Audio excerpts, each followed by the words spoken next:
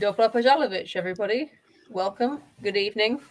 And we have, I think, is this the first ever instance of a triple host waiting for duo stream? Except for the time when I had 3 hosts on 3 different streams.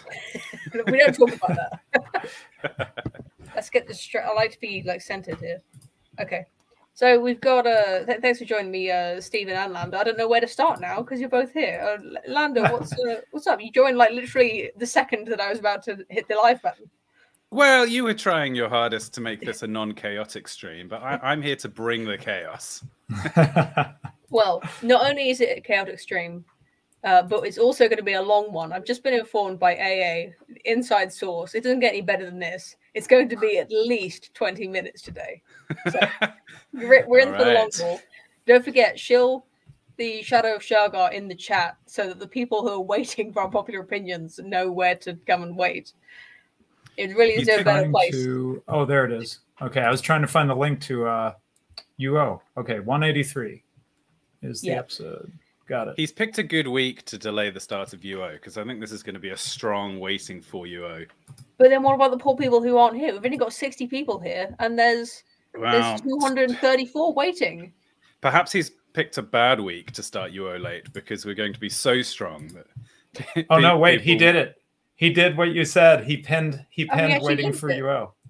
Yay! Oh, well done. He did it. Okay, okay. I don't know where to start because for one thing, he really messed up my my setup. I was panicking because YouTube has slightly changed live streams or something. They've added a new feature where you can add a little trailer that people can watch while they're waiting for your stream to start. So he had a little advert for his Evola Day. And I didn't know if I was going to be able to do this little sharing screen thing that I usually do. I thought maybe this trailer was just going to spoil everything. But actually, it only lasted 2 minutes, and then it goes back to the thumbnail, just like usual. But okay. It's always interesting. Okay, so you said we have things to cover. Let's be productive. Let's knock things out. Well, I thought you two would have an opinion on Evola Day for first off, since we do meta commentary here, especially on AA's channel. So you I don't know if either of you two read Julius Evola or if you're looking forward to this or what. There was some discussion in my Discord about whether we should put a stream on to participate in Evola Day. And I think the consensus was that the sort of Christian response was perhaps to paganism generally, but not so much to Evola. So we haven't. I'm not participating, but I am interested to see what goes on. Is Evola the one? Did he eventually he converted to Islam, or I think no, that's Gwenan, however you say that, Renee Gwenan. Yeah, no, I don't know Evola. I only know about Evola because of AA. So I think Evola might have converted to Islam as well. Oh, I think really? The whole cadre did. The whole lot. Oh my Maybe goodness. I'm wrong. Yeah, but in the same way as most people's greatest contribution is coming up with coining powerful language. I think Ride the Tiger is a pretty strong contribution. Makes it sound cool, doesn't it? Yeah. Which effectively just do nothing and survive. It's like, yeah, but it's riding a tiger. It sounds cool. Yeah, it takes the concept of being inactive and makes it sound masculine and active, which is quite a remarkable feat. Okay, I just Googled real quick. It says clearly Evola had a high regard for Islam, although it appears doubtful he converted in any normal sense of the word. So it sounds like he just studied it like he studied a lot of other traditions, right? Fake news from me and Poe. Question everything you hear on this stream. Okay, so maybe this is going a bit too close to content, but I think we're going to have to talk about something interesting. Otherwise, we're not going to fill 20 minutes. Right. So the thing about you Islam. ever heard one of my streams? The thing about Islam is that I was this is a very deep lore. I never talked about this before. But my grandfather actually wrote, I don't know if you call it a book, but a little sort of pamphlet. I guess it was off the back of like 9/11 about the similarities between Islam and Christianity. This was like his effort to unite Muslims in England with Christians by showing them that there's a lot of that we have in common with the religions, and like drawing similarities between the actual text. I don't know if that's actually accurate. You two are both familiar with Christianity. I don't know how familiar you are with the Quran. Well, my understanding is that the Quran, if you read it chronologically, starts out with Muhammad saying lots of positive things about listen to the people of the book and so on. And then as he grows in power and becomes more of a warlord, his strategy changes, and he's essentially putting all the Christians to death. And hence there's other bits of the Quran which I think through the principle of abrogation are supposed to supersede in Islamic theology that say much more negative things. And they're like, these Christians going on about God being three, that, you know, Jesus, the Father, and Mary is what the Quran says. But yeah, clearly there are similarities because they're both Abrahamic religions. And, well, people might argue Christianity peeled off from Judaism and Islam peeled off from Christianity. Obviously, I think Christianity was the fulfillment of Judaism, whereas Islam was a heretical false seed. Who's the guy who covers this stuff? Acts 18, or do you know what I'm talking about, Lambda? Sorry, in the Bible, you mean? No. There's a YouTube channel named after Acts 17, isn't it? Acts 17, isn't that it? Yeah, that channel. He is coming from a Christian perspective. Critiquing Islam would make it sound more respectful than he seems to actually be. But certainly he's engaging with Islam, as far as I can tell, knowledgeably, including I believe the channel was actually started by him and a convert from Islam, and that convert later passed, just died from being old, I think. And he just took over did the channel solo, but it's rooted in an understanding of Islam and giving a Christian response to it. And he is not very sympathetic. He does not do what your grandpa did, Poe. He does not give a very ecumenical kind of view, I don't think. He says Islam is pretty... I would like to say, though, having talked to quite a few devout Muslims, I do sense a certain brothership and a respect that they really believe their scriptures seriously, and it affects their lives. They do choose to put aside certain modern temptations and pray for substantial parts of the day and various things that mean that their religious observance is something that I feel familiarity with. It's funny. I both sense that they are massively misled, but also, that there is a certain, I feel a similarity, like proper, genuine Muslims feel about their religion in a similar way to how I do about mine. Well, what I want to, taking that, if it is true, to the extent that it is true, I wonder if the reason that Evola and this other traditionalist kind of thinker, the reason that Islam becomes quite attractive, and you even see modern day people who have no family roots in the religion who are kind of converting to it. And I think it's perhaps because Islam, the big difference between Islam and Christianity that I can see is that Islam has refused to reform, whereas I mean there are several like sects of Islam, I know, but they refuse to modernize, and where the Christian churches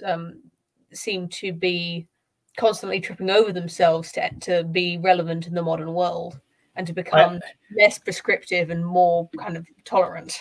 I would take a very broad view of things historically and say that for various reasons, the pause just hasn't hit Islam it hasn't had time to seep into Islam as much as it has to Western Christianity. And I have, unless things drastically change, I have great confidence that Islam can be entirely subverted as well, if not worse than Christianity. Oh, yeah, of course it can be. Yeah. So just one comment, just because I don't want to say anything too interesting on this this very meta stream. The Acts 17, I think, might be one of the worst names for a YouTube channel I've ever heard, because the thing with being an online sort of space, an online like address, is that you need like memeability. You know, radical liberation. It's like someone tells me, "Oh yeah, you got to go watch Radical Liberation." I go, "Okay," typing it in. I know how to spell every one of those words. I remember it. It's got like, you know, there's thematically those things are linked. You know, lambda. Like maybe you might miss the B, but you're probably, if you're familiar with the Greek alphabet, you're likely to spell it right. And that's why I called myself Poe the Person, just because I was just like typing in anything that would be like a coherent string of letters without any having to add any numbers or whatever, and this happened to be the first one I found that was free, basically. Yeah, Acts 17 apologetics, I guess, is the thing to type in if you want to find it. Yeah, it's not great. I mean, good channels can have bad names. It's possible to do well, you know, just by the algorithm doesn't care what your name is. But well, I was thinking about that in terms of language, that it's common that there's a term that seeps into popular usage and has a different meaning the way it's used in common parlance than its origin, and the people who want to preserve its original meaning sort of hand-wring a lot and say, no, this isn't what I meant by it. But to some degree, I think if your name that you've given to something doesn't preserve the idea that it's representing, then you have no right for that term to remain with the meaning that you intended it to have. I think of something like toxic masculinity. Now, people who came up with the original theory would like to say it's not implying that. Well, actually, maybe feminism is a better term to talk about, but obviously the similar terms that they inherently carry implications that cause people to reject the ideas. Like toxic masculinity is the implication that all masculinity is toxic. Well, if that's the term you've chosen to use, you can't avoid the fact that that's one of the things that's going to be in people's minds. If you're claiming that your movement is for gender equality and yet you call it feminism, then you know the term carries linguistic significance just by it, you know, sounding like it means something. Does that make sense? I know what you mean. I don't think I articulated that very well. I think reactionary isn't a very good word to try and. I think I get what you're saying. Where it doesn't matter what something means, because what it sounds like it means is probably what people are going to take away from it. Yes. Yeah. I don't like reactionary in part because it buys into the framing of history having a directionality. History with a capital H progresses, and you're either with history or you're against history. If you're with it, you're a progressive. If you're against it, you're a reactionary. I mean, I don't accept any of these crazy notions, right? Well, at least the secularized version of capital H history. I suppose Lambda as Christians we could talk about. Yeah, we have a teleology, and you can be with it or against it, but we don't tend to call people reactionaries because they're fighting the coming kingdom of God or whatever, you know. But I think the word reaction, it has such a negative connotation where people won't even look up what reactionary means a lot of the time, because they think, oh, these people who are reacting a lot, you know, like reaction bros or whatever it's called. You know, you might as well call yourself the caught on the back foot party. Exactly. It sounds very beta, right? You're just reacting all the time. It makes sense as a counter term to conservative, which is just conserve what already exists, whereas reactionary is like, you know, reacting to things that have happened in a, you know, more sensible way than just preserving whatever currently exists. I quite like Semiagog was trying to for a while he was trying to push the term centripetal and centrifugal to talk about movements that want to centralize power and movements that want to distribute power. I like it. Quite good. Yeah.